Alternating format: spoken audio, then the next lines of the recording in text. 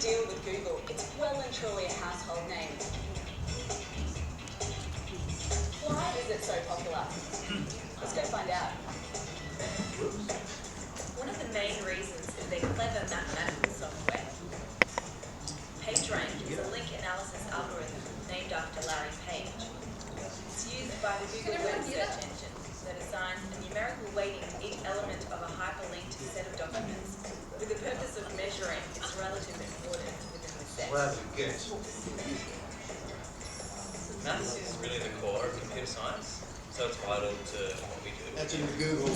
So if you come up with a solution or an algorithm to a problem, then maths is the tool that lets you understand how well that's going to run, how much time or space it's going to take, and it's going to let you then prove whether that's the optimal way of solving that solution, whether there are better ways, or even sometimes if you have a problem, maths can show you is it possible for a computer to solve that problem at all. At the heart of Google software is a system called PageRank, which basically gives every site on the internet a rank between 0 and 1. So how is this calculated? Well, the PageRank of your site is determined by the links to your website. Each time somebody adds a link to your website, Google interprets this as a vote for your site. The more links you have to your site, the more votes you get. With PageRank, what we like to do is think of all the different pages on the internet as different nodes in the graph. So if you have page A and it has a link pointing to page B, then we have those two separate nodes with an edge joining together. And what we have is when you have all those nodes and edges together, that's what we call in mathematics a graph. And once we can understand the internet's connectivity as a graph, then we can use a whole heap of powerful mathematics to understand it. Web pages are all linked. They're part of a network. So an in-link from my page to your page is an endorsement of your page. The more in-links your page has, the more important it is. But if your page has an in-link from a page with many outlinks, then that endorsement of your page is of lesser value, as it is coming from a page that is less discerning. Ranking anything, really, where do you start? Well, one of my jobs is to go through lists of thousands of products and try to identify which ones are more important than others. A good place to start is to use the variables as signals of importance, like product price or how many times a product is viewed. Then, like Google, use an algorithm to sort the products from most to least important. Google PageRank is a probability distribution used to represent the likelihood that a person randomly clicking on links will arrive at any particular page. A probability is expressed as a numeric value between 0 and 1. Converting this idea into a formula that can be calculated for each of the 14 billion web pages is an amazing achievement. And Google guarantees an accuracy between 3 and 7 digits. Awesome. But let's bring this down to manageable numbers for a second, using the small-scale set of 6 people to represent just 6 web pages. As with any network, some might know each other. I know you. How do I know you? I've seen you around. Yeah, you look familiar. And so have a link. Some don't. Sorry, I don't know you. I'm sorry. You work online? No, I don't know you. Maybe there's just one that they all know of. Oh, yeah. I think I know that guy. Yes, I know him. Everyone knows him. Doesn't everyone know it? That one, then, is the most popular, and so will get the highest page rank. In the small example shown here, you can see that P6 has the strongest links. P5 and P4 link directly to P6. And there are paths in the graph from P1 and P3 to P6. Even though we would guess that P6 has the highest page rank, it's not at all clear what ranks the other pages would have. This is where the Google PageRank algorithm comes in. The first step in calculating the Google PageRank of each page is to represent the graph in a table. The table shows, for example, that there are links from P1 to P2 and to P3, a neat way to record the results. The next step is to replace the table by the corresponding 6x6 matrix A. After several manipulations, we arrive at the Google PageRank matrix G. Rather than a tiny 6 by 6 matrix, as in our example, the Google matrix G is 14 billion by 14 billion. The average number of outlinks on a web page is 10. This makes it computationally possible for Google to process the matrix multiplication to solve the equations and yield a final list of page ranks. So cool. It's easy enough finding out who knows who with just 6 people. But Okay, so that's enough of that. If you go to Google, and actually this is Bing, that's terrible. That should be Google. If you Google PageRank AMSI, AMSI, that's the Australian Mathematical Sciences Institute, you will come up with these links and you'll find this one here. Well, actually, I think, go here. That is the PDF of this document on which this talk is based, so you can download that and have the whole talk with everything. But also on this side is that video. So you can click on the video and watch it, you can even download it. They were developed as tools for teachers to try and explain why matrix multiplication might be something that's worth learning about, since I think in high school it's taught as a bit of a hoop to jump through with not much reason. And it's in fact one of the most important things in working out Google PageRank is matrix multiplication. That's what this talk is about. We'll do the boring housekeeping really quickly. So on your way out, can you sign the attendance sheet? That's so many of you, that's going to take a while, but it's okay. We also printed our first newsletter yesterday, so grab a copy of that on your way out. If you're panicking that you can't see the food or the tea, that's because it's in the staff common room across the thing. You have to listen to Brian first, and then you get your reward. The other way around, I don't know. We're going to do talk until roughly 5 to, and then questions. I don't think there's anyone after us, but it should be fine. That's it. So I introduce Professor Brian Davey, and he's going to talk about the Google matrix, which you all know already. Okay, so as I said, there's a PDF which is really just the expanded version of this talk. There's also a book which is devoted to the mathematics of Google PageRank. And this is a book that a group within the department called the Quintessentialists worked through a few years ago. And it's, if you've got a little bit of mathematical background, it's at the right level. They pretend that you don't need any maths, but you do. But you don't need much. So it's actually quite a nice book. Okay, so here we go. There's an overview of what we're going to do. We're going to start with the anatomy of the Google search. Everything will be simplified, of course, but more or less correct. So what happens when you submit a search to Google? Well, you're here, you type in something, that search goes to Google to a query module. That query module does lots of things. In particular, it looks at the words in your search and it tries to find pages that have got those words on them. It comes up with a set of pages with a relevance ranking. These are the pages that are relevant to your query. But what it feeds to you is not only the relevance, it wants to know, so it's got a list of pages that are relevant, but some of them may not be at all high ranking in the web. So it has to put together a ranking of the pages with this information that comes from the query module. Now the query module, that is dependent upon your input. But the page rank down here is completely independent. It's just calculated for the whole web. In that video, she said 14 billion. That was made in 2012. The present size, well, the size last year, I don't know the size, is 30 billion. Now that's English billion. It's actually 30 trillion if you're in the US. It's 30 followed by 10 to the 12. That's how many web pages there are. It is massive. And growing and growing. Okay, so I'm going to talk about this part here.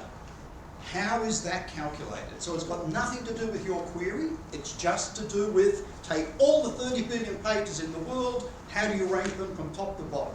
And then that's put together with this to give you your result. So this is the part I'm talking about and nothing else. A lot of the rest is completely proprietary and secret and they wouldn't tell you. They say there are 200 different things that they put together to come up with the ranking, but they want you to tell you what they all are. So, these are the guys, believe it or not, all began in Brisbane in 1998. That's where they presented their paper at the 7th World Wide Web Conference. So this is Larry Page and Sergey, I guess, not sure, brilliant, anyway.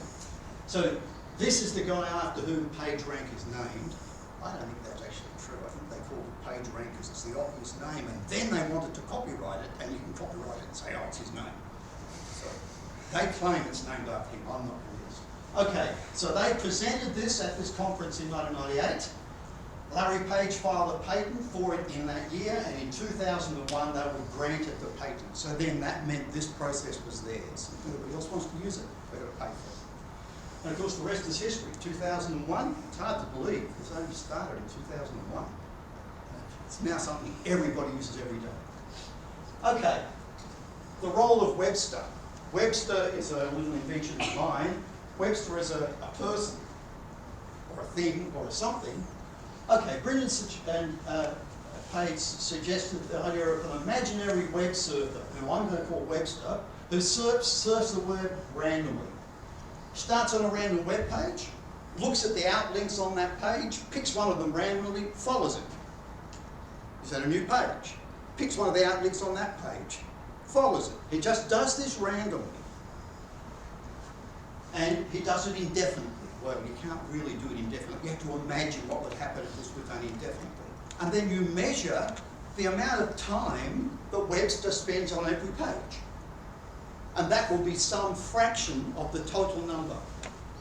And that fraction is basically the page. It's the amount of time that this imaginary surfer spends on your page when they just randomly surf around the web. Got the idea? That's the idea. In the limit, the proportion of time that Webster spends on a particular page is a measure of its popularity, and that is, and I'm going to call that RP for the rank of P, and that's the page rank. So that's what this topic is about. It's the idea of Webster and how do we work out this number, and how do we overcome some problems with the basic idea. There are problems with the basic idea, and we'll see what they are in a second. Okay, the next step is to do what the guy said on the video. If you didn't see the video, by the way, it doesn't matter. Because my talk is independent of the video, but it links to stuff in the video. Okay, so that is the little thing that you saw in the video. What was wrong, by the way? What was their error? Why didn't this represent what they were saying? Do you remember who P6 was? It was Red Simons. And they said, everybody knows Red Simons. Well, if that's true, there should be a link to that from every other node, and there isn't. So they were crapping on, they were just trying to make it good, but they got it wrong. I told them they got it wrong, because I was involved in the production of that video. I was the technical assistant or some sort. I told them which one they said, it doesn't matter, it's just, you get the idea. Okay. Okay, so here we have, this is a little World Wide Web. This is the World Wide Web we're going to work with today. And I think it should be obvious to you that from page P3 here, there's an outlink to P2, to P1 and P4. So it's just the obvious graphical representation of the World Wide Web, as any of you would probably do it if you were asked to draw an idea of the World Wide Web. Right? Now notice, I'm not allowing you to link to yourself, because that would be a way of upvoting yourself. I'm going to have 5 links, I'm going to have 1,000 links from me to me. So there can be links from a page to itself, we just ignore it. It doesn't make a lot of difference if you don't ignore it, if you only count them once. Basically, it doesn't make a lot of difference in the outcome. But we're going to start nodding away on it. So this is what those of you that know some graph theory would call a simple directed graph. Okay. Now we want to talk about the page rank equations. How do we rank the pages? And this is one of the things that, what's her name? The woman who's doing Lily. Lily. One of the things that Lily said. How do we measure the importance? A link from your page to my page is an endorsement of my page. In fact, these are her words exactly, because she took them out of the article. That's pretty clear. Okay, if you link to me, that's you are endorsing me. That should raise my ranking, the fact that you've linked to me. The more links to my page, the more important I am. So we're going to count the number of in-links. But not all in-links are as valuable. If you've got a page that's got 1 million outlinks, and one of them links to me, that doesn't say very much. You know, you've linked to 1 million people, I'm just one of them. But if this person with only 3 outlinks and one of them comes to me, that's saying, oh, this person's important to me. Right? So we have to scale the value of the links basically according to the number of outlinks from where they came. Got the idea? So, and that's what's being said here. A link to my page from a very important page is more valuable. So if there's some page that already has a high ranking for whatever reason, and it links to me, that's going to be more valuable. So I have to get some of their ranking if they link to me. That's the idea. And if it's from a page with a large number of outlinks, that's not going to be so valuable. So we want to write down a set of equations that will encapsulate these ideas. And that's what I'm about to do. Okay, here they are. So the idea is that, let's take the ranking of P3. So the first thing to understand is no web page has an intrinsic ranking of its own. You only get ranking from somewhere else. So if you're sitting out isolated, you'll have no rank. You only get rank that people give to you. So if you look at P3, it's got 1, 2, 3 outlinks. So its ranking is spread to those 3 nodes, those 3 pages. And that's what this says. I'm taking 1/3 of the ranking of P3 and giving it to P1. Sure enough, that goes up there. 1/3 of it goes to P2, and 1/3 of it goes to P4. So that's how you give ranking. How do you get ranking? Let's look at P4. There's P4 there. It's got a link here, but there are 3 outlinks there, so I've got to take the ranking of P3 and divide it by 3. That's how it was shared. Then he gets one from P5, and P5 has 2 outlinks, so it's P5 divided by 2. And it's got a link from P6, but P6 has 2 outlinks, so it's P6 divided by 2. Got the idea? So the idea is that you don't have any intrinsic ranking of your own. You've only got the ranking that comes to you from somewhere else, because people are voting for it. Okay? So what we're really wanting to do is to find some numbers, P1, RP1, RP2, RP3, up to RP6, that satisfy these equations. And if we can find such numbers, then we've found a solution to this, which may or may not make sense as the page rank. That's what you have to see. But that's what we're trying to do, is to find a solution to this set of equations. But there's a little bit, now by the way, here's P4. It's floating up to the top now because in about 10 screens time, I want to remind you of what that is. So I'm just putting it up there. Ignore it till we get to the point where we need it. But I want you to say, no, that I'm not cheating. That was the equation we had here. It will come back a little later. And then we can compare it. Okay, so we're searching for a page rank vector. First thing I should ask is there anybody that has never met vectors and matrices? It's okay, because you don't have to have. Who has never seen a matrix? Or a matrix multiplication? Let's get more complicated. Has everybody met matrix multiplication? Yes? Okay, I'm not going to assume you have in case you're too embarrassed. But when we get to matrix multiplication, I'll explain it. You can all go say, oh, I know that. Okay.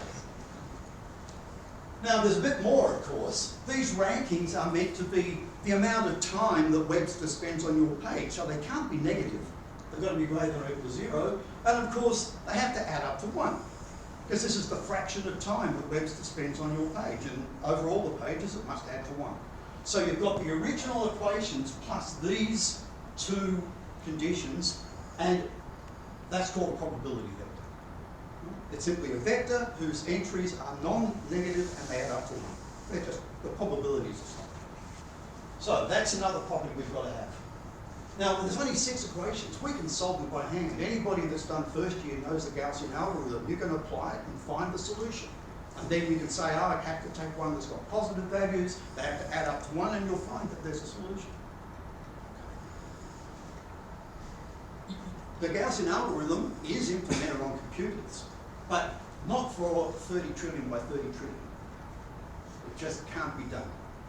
So it has to be done some other way. You can't just apply the Gaussian algorithm, even though it is in most computer systems. They can't cope with a set of equations that big. So we have to do something different. Matrices to the rescue. Okay, so now we want to take those equations and express them as matrix equations, and then we can use a little bit of matrix theory and some, in fact, some deep and beautiful theorems about matrices from mathematics to solve the problem. So there's our little World Wide Web, and this is what you saw in the movie. You didn't see it, seeing it now. And this is simply saying there is an edge from P1 to P2 and from P1 to P3, and there are no other edges from P1, which you can see. So the ones indicate there's an edge from here to there, and the zeros indicate there isn't. That's all there is to it. So that table clearly, I hope you'll agree, completely captures the web. You can rub the web out and then reconstruct it from that table. You may have the circles in different places, but the links will be the same.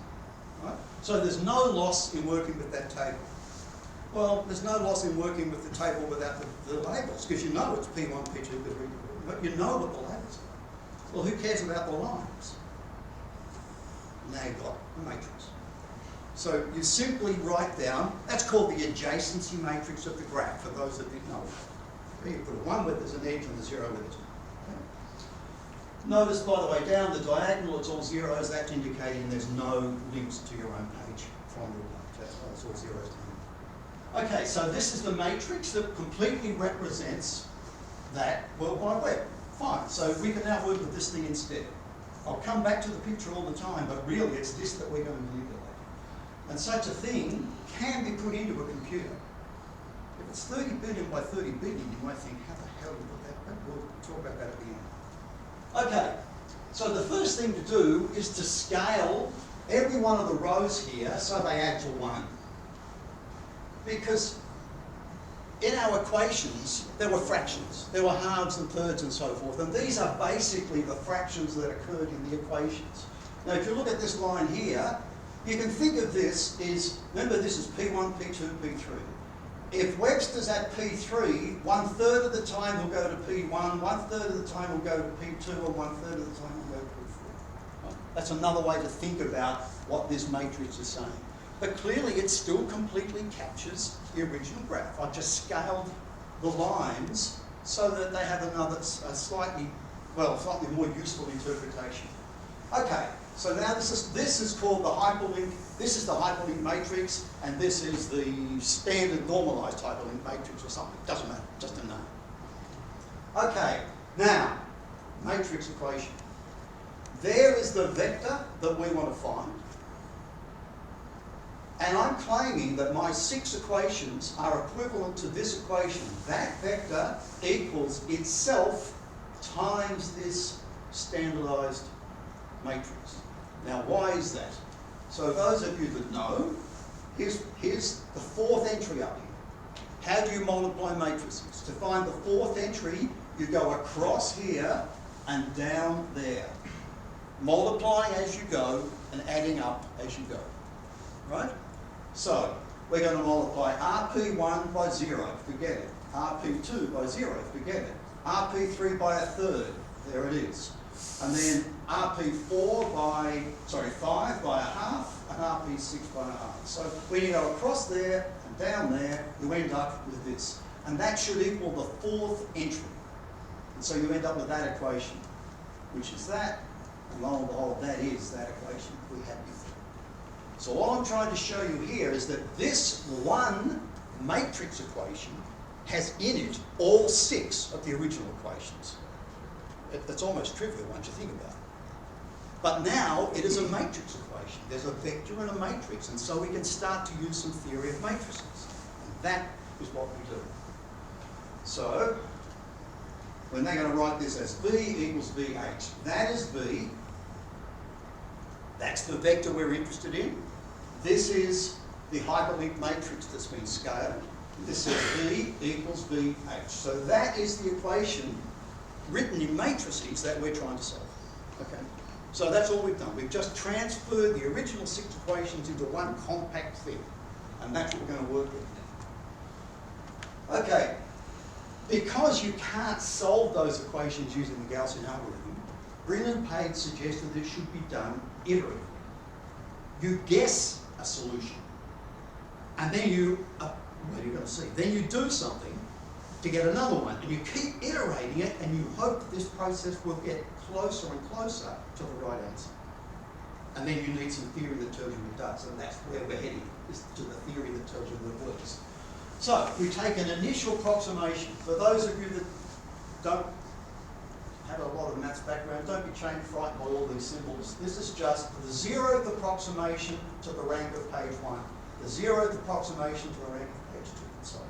And we're going to come up with the first approximation, the second, and the third, and so on. Okay, so they suggest that you start out with just making all of them equally ranked. So it's a nice egalitarian society. You give everybody the same ranking at the start. Okay? And then what you do is, see, we're trying to get V equals VH. So you're going to take your initial approximation and multiply on the right by the matrix. That'll give you a new vector. Then you take that vector, multiply on the right by the matrix, that'll give you another vector.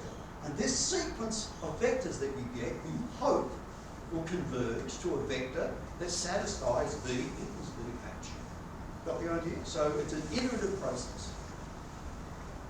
Okay. So here's the first equation.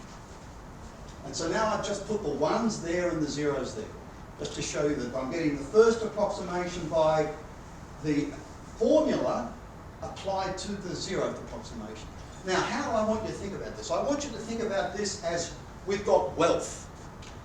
Let's say $1 million, spread evenly over all of these pages. So think of them as people now with money. And this is telling,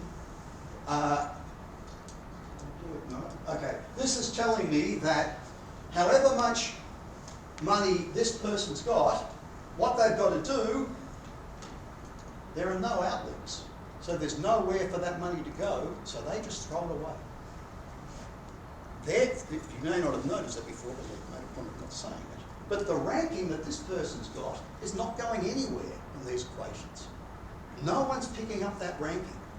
So any ranking that's in there, when you apply this iteration, gets thrown out. So the idea is, every person's got their share of the pool, and then they look at they look at this person's going to say, I'm going to give 1/3 of my money there, 1/3 of my money there, and 1/3 of my money there. But first of all, they put their money to the side, they empty their bank, it's out there, and everybody empties their bank and they put the money at the side. Then they split it up in these ratios, so this person's going to split their money up in 3 bits and give it out. And then they look at what they've got now. That's what it means to go from R0 to R1.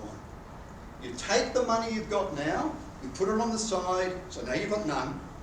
Then you split it up according to these formulas and give it to everybody else, and then now you've got some money again. That got the idea? And then you'll do it again, and you'll do it again, and we hope that this process goes somewhere. Now we're starting from that vector. I'm about to show you what happens when you do this in a spreadsheet. But first I want to ask you a question. What do you reckon happens in the limit to the amount of money that P2's got? This process constantly says to P2, chuck your money down the sink, and you just get what the others give you. Chuck your money down the sink, we'll get you what the others give you. And you keep doing that. What the hell's going to happen to P2? Zero? They're zero. They're going to have no money. Get that? Like, this is not an egalitarian society. It started as one. This is the rich end of town, and this is the poor end of town. Because you see, there's money flowing this way, but there's no money flowing that way. Sounds familiar.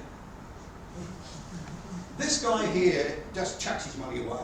You don't really want people like that in the society, but he's there, he just spends it, dig him in the eye, spend it. So, my feeling, and I hope your feeling now, is that in the limit, at least this one should be zero, but probably these should be zero as well, because this guy's always giving some to the rich people, reducing the total amount that these people have got. So my prediction from that discussion is that in the limit, these should all be zero and these should be something. So let's do it. There's the spreadsheet. And look, down the bottom. to however many decimal places that is, it comes out to 0, and then you get these other numbers. Okay, and it certainly looks like it's converging, which is not great. We want this process to converge. We want to be able to iterate this process and get it converge. So this is looking good. Well, it's not a proof.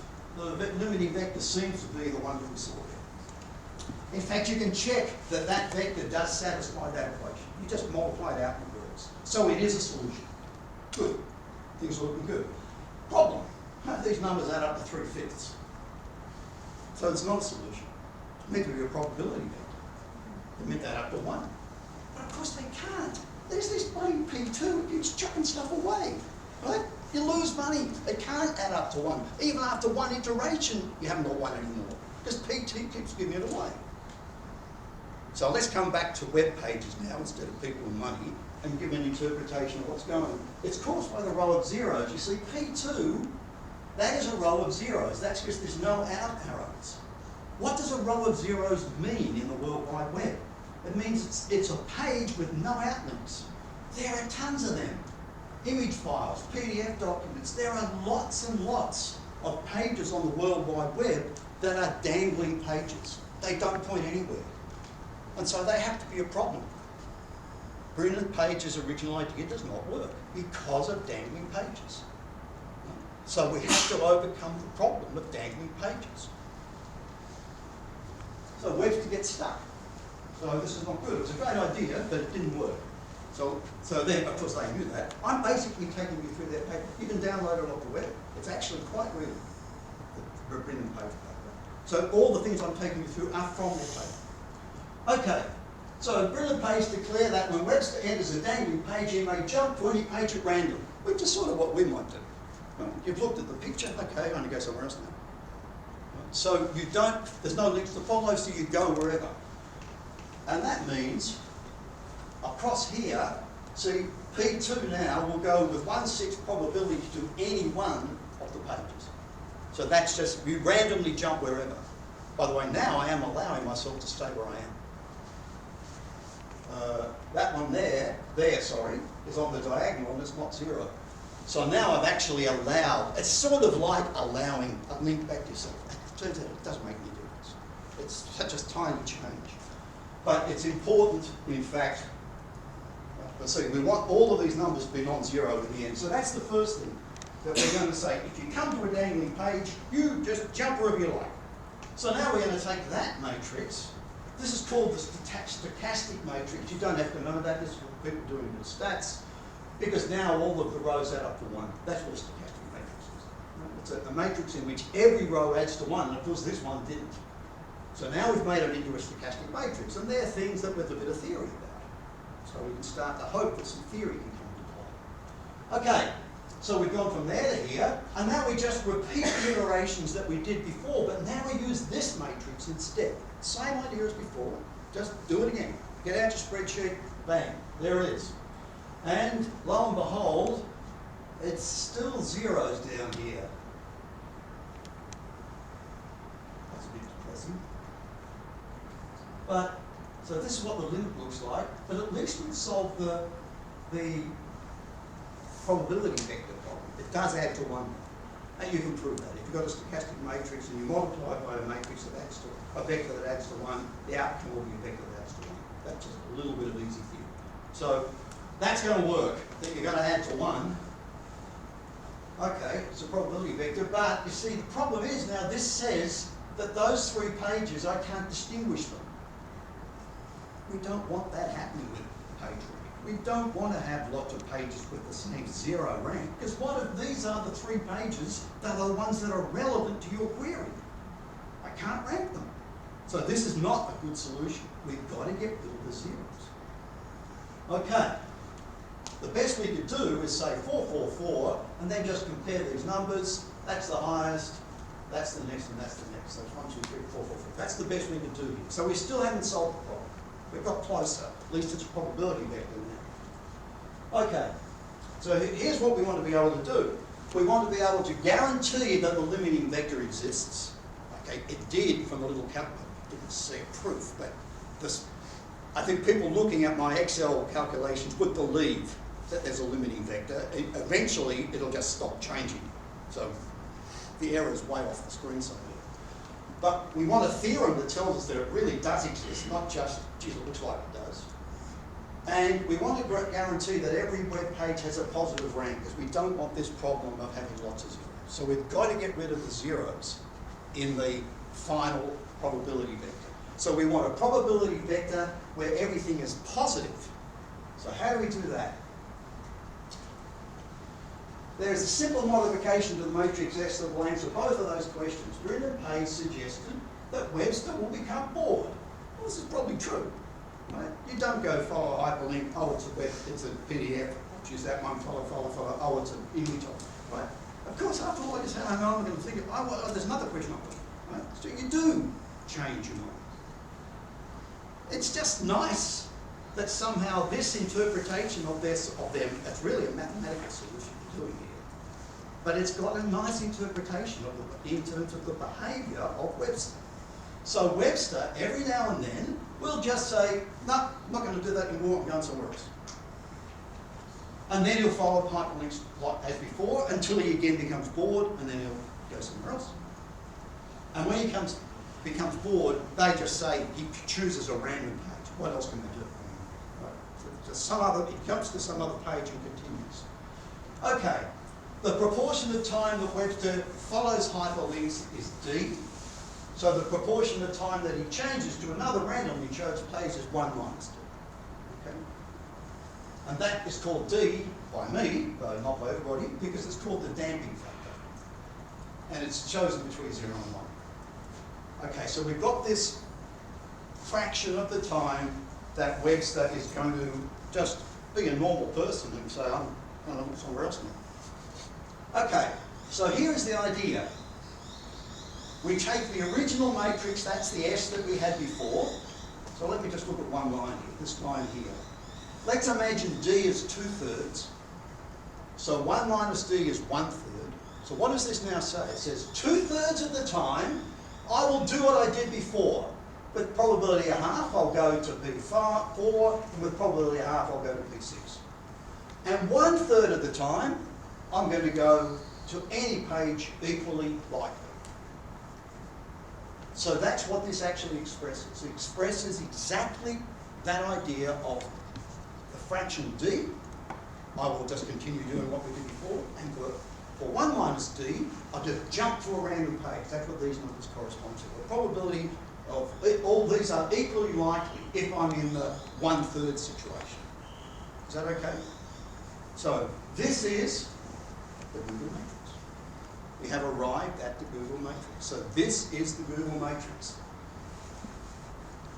Now they said that they usually set D at 0.85. Whether they still do, I don't know, and whether you could even find out, I don't know. Because they're not going to give away all of their secrets. But at least in their paper, they set it to 0.85. So I set it to 0.85. So this is the Google matrix of the little World Wide Web that we started with the 6 pages. It's a bit nasty looking because it's got no zeros in it.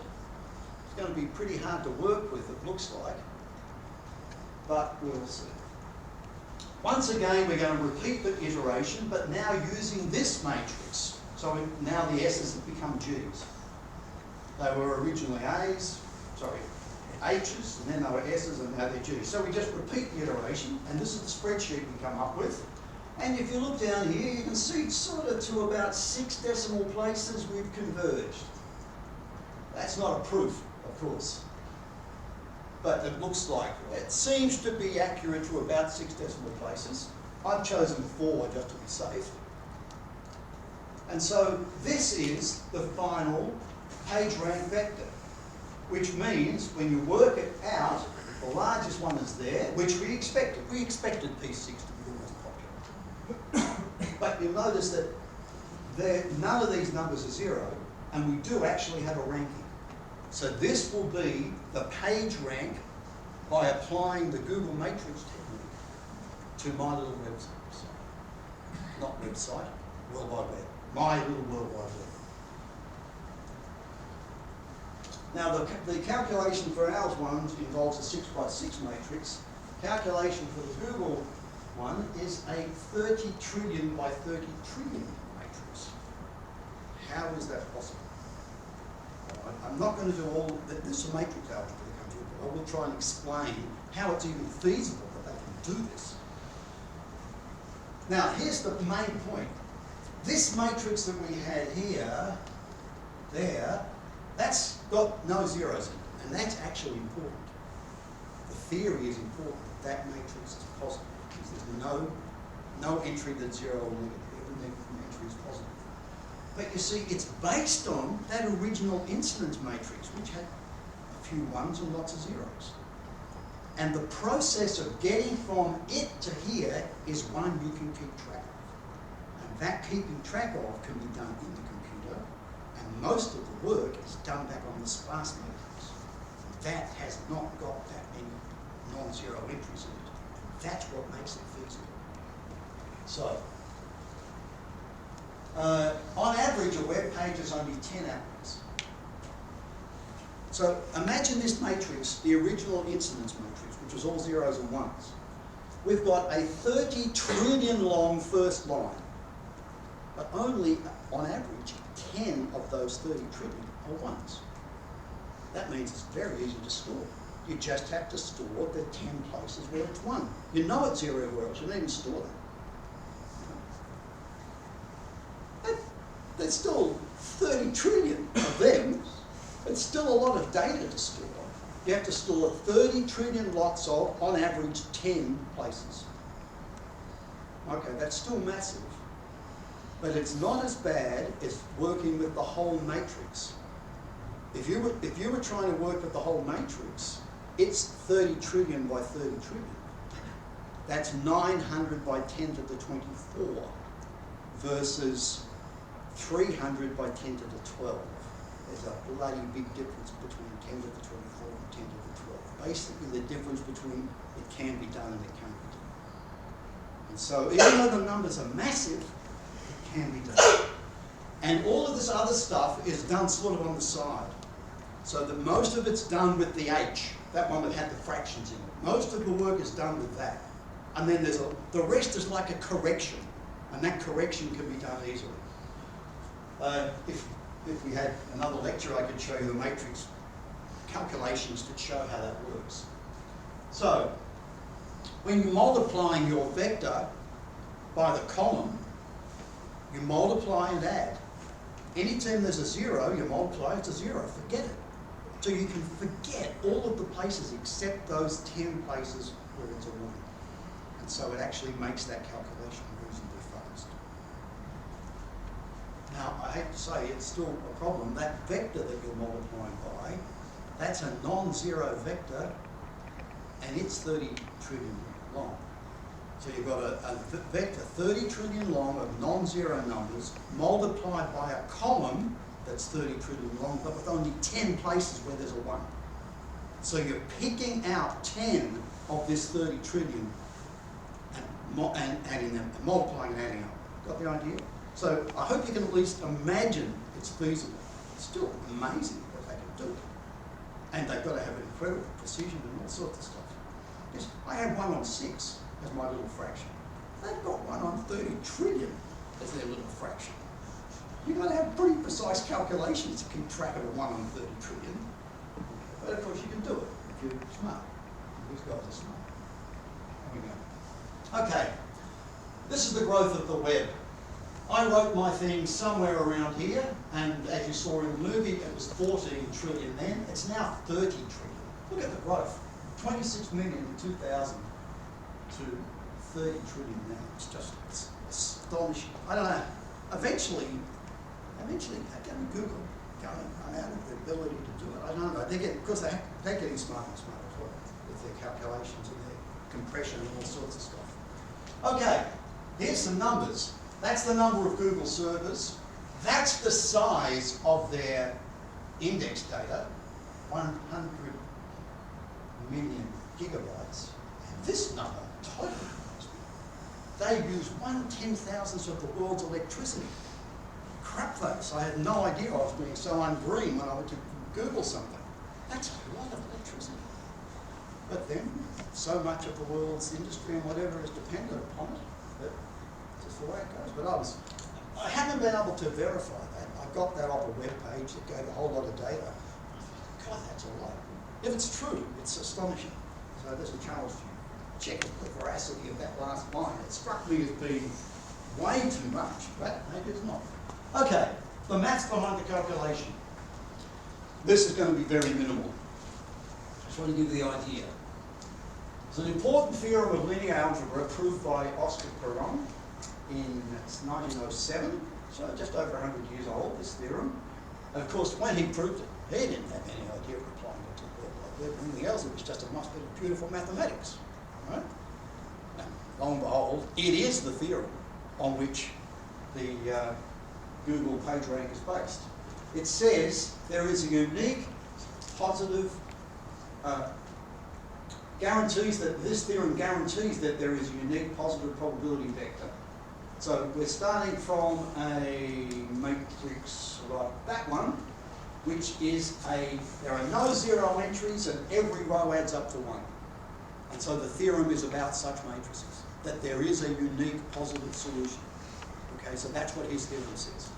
And it uses eigenvalues and all sorts of stuff that people in second year linear algebra would know about. Okay, so that's the first bit of maths, that this theorem guarantees that there is a unique vector. But of course, that we didn't solve it using like a Gaussian algorithm or something. We iterated. So we need a theorem that tells us that iterating process will actually end up. How many people have done anything on Markov chains? No one? Who's heard of Markov chains? Few people. Good. Markov chains are very important things. We probably don't have a course on Markov chains, but they are really important creatures in statistics and probability theory. And in the theory of Markov chains, and I don't have the actual name of the theorem, I just didn't write it down, tells us this sequence of iterates does converge to the vector. So that the first theorem for linear algebra tells us there is a unique vector, and the theorem from the theory of Markov chains tells us that if you do this iterating process, you will converge to it.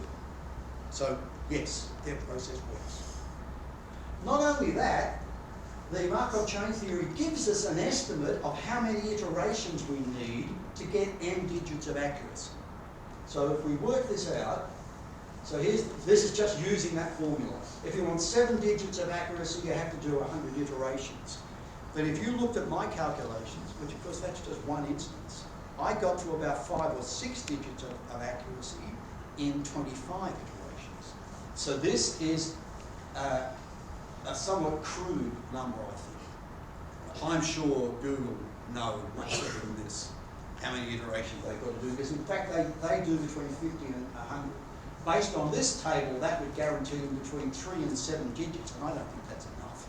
So I suspect that the accuracy is actually better than this. But at least the theory of Markov chains does give us a formula which will give us an upper bound. You guarantee that many places of accuracy if you do 100 iterations, and they do somewhere between 50 and 100. And I believe they would have even better accuracy than that. Okay, so there's the process we went through. We started from our little World Wide Web. We wrote down these equations of what happened with the PageRank. Then we encoded the World Wide Web as an incidence matrix. Then we scaled it. Then we were able to show that this matrix equation captured that. We had a problem with the row of zeros, so we introduced the idea of if you get to a dangling page, you'll jump randomly. And then the problem is that there were lots of zeros in the vector. And then we had the idea that for a fraction d of the time, Webster will simply keep going as before, and 1 minus d, he'll jump to somewhere else. That led to the Google matrix, which we then iterated. I'm sure you can all read that. That's the spreadsheet. And this was the final vector, and that led us to this. So that's the process that Google goes through, and they do it, I forgot, every week? Something like that. Every couple of weeks, I don't remember. Does anyone know? It's something like that. So they've got, you can imagine, it still takes time. This is a bloody big calculation. But the important thing is that this matrix can be obtained from that matrix by just adding on some like correction factors. And this matrix is very nice to work with because it's mainly zeros. And that's the reason that it works. Okay, I think that is it.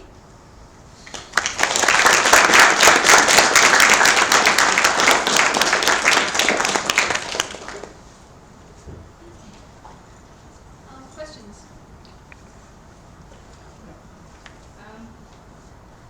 I know you said you don't know how often they do it, Yep. but presumably if there's 30 times 12 entries, how long would Webster spend translating? Because you have like if there's randomness and you're jumping and you have dollars and things like that, so you'd have errors unless you did it many times. So, But that's the point of doing it 100 times. but not with just the iteration, with like finding each web page which has. Oh, finding the web pages, that's a completely different part of the process. That they send out crawlers that find web pages, and they're always updating their database of web pages. Now, I don't know exactly how they do that. That's a whole completely different part of the ballgame. But they've got things that go out and find web pages, and if they find new web pages, report them back and they get added. And it reports back how many outlinks and so forth. That's a completely different thing, and I don't know how that's done. So could you say that Webster already knows what is out there? Yes. Yeah, okay. Webster is jumping around the known web. Yeah. The known web, which is what is in that index, and that gets updated. And I again don't know how often they update the index. The actual list of web pages, I don't know how often they update it. And I don't know how easy it is to even find these bits of information because they're trying to, it's a bit proprietary. So I don't know. I haven't. Maybe they tell you how often. Brian, what don't we know? What's kept secret? Like what is Google not telling us? They're not telling us how they put together the relevance ranking Right. and the page ranking. And they're not telling us even if there are some other things in there. They're not even telling us if what I've shown you of how they produce the page rank is still how they produce the page rank. That was the original patent. I do not know if that's still what's done. It's certainly what this book talks about. So it may be, I think it's certainly the essence of what's done, but inside those two little boxes that I started with, your query, and then it went down to the one that works out the relevance of pages to your query. It feeds a collection of relevant pages to this box. This box has got the page rank coming in, and there's some magic going on in there, and they're not telling you about that, and they're not telling you how they find the relevance. They say there are 200 factors that they look at, and they tell you what some of them are. But I don't think they're giving away the whole game because they don't want anybody else to challenge them. I have an audit theory question. Yes. To rank them, we need them to be in a total order. They need to be pairwise distinct. So how do we? Yeah, there's no guarantee of that. So we could have a. Yeah, so you could have web pages with the same ranking, Right. if for no other reason that you truncate. Yeah, Right. exactly. So they may actually be different, but you truncate or So something. then how do they choose? Well, I have no idea. Okay. I have absolutely no idea. Well, they got rid of the zeros problem because that is a real problem and there will be lots of zeros. So they needed to make it non-zero, but that doesn't stop them from having two equal entries. Yeah. Absolutely.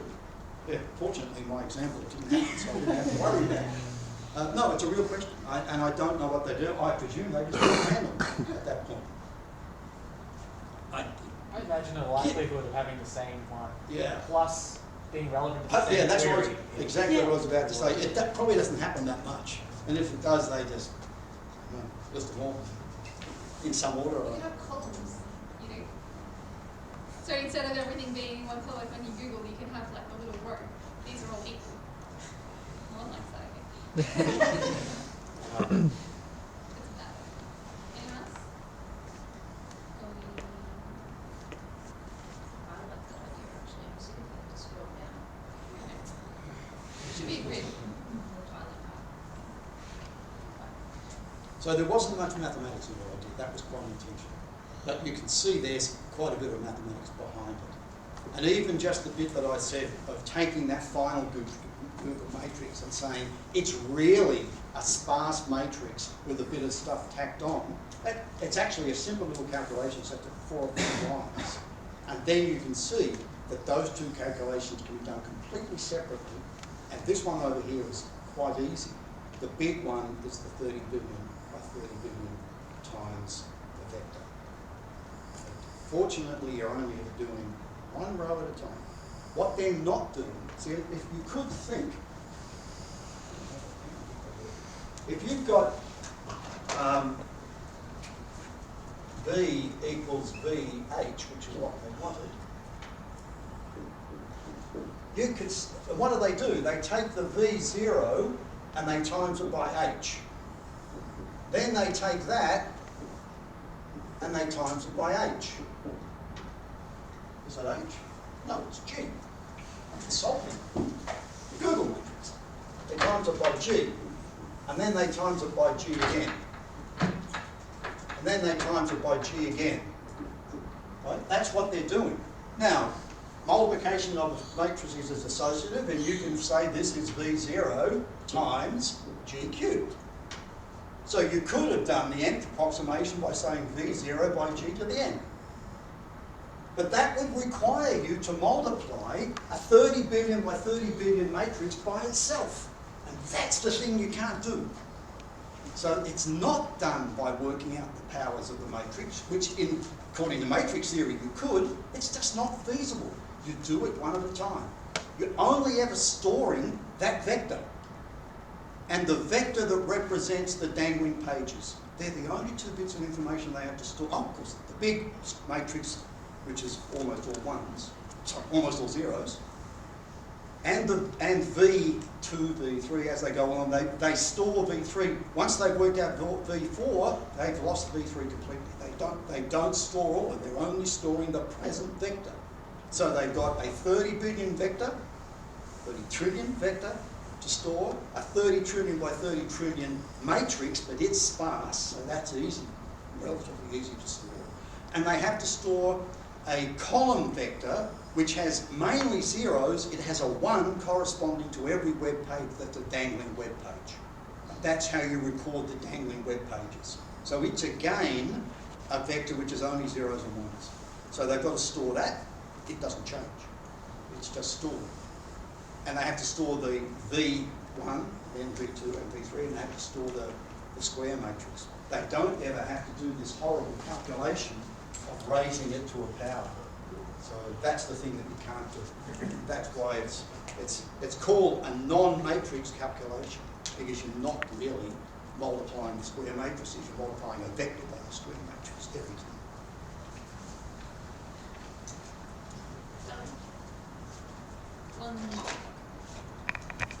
Yep.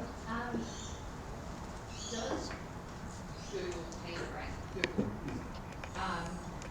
Or do they have themselves as separate?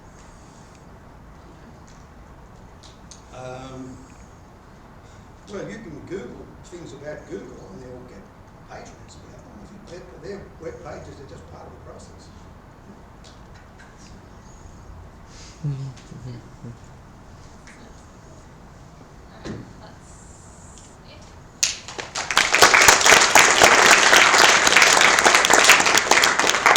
I encourage you to Google PageRank ANSI, and you can download the PDF and have a look at it next time. It's just a bit more detail than I got. Attendance, if you're Did I ever get in the way, or you're fine?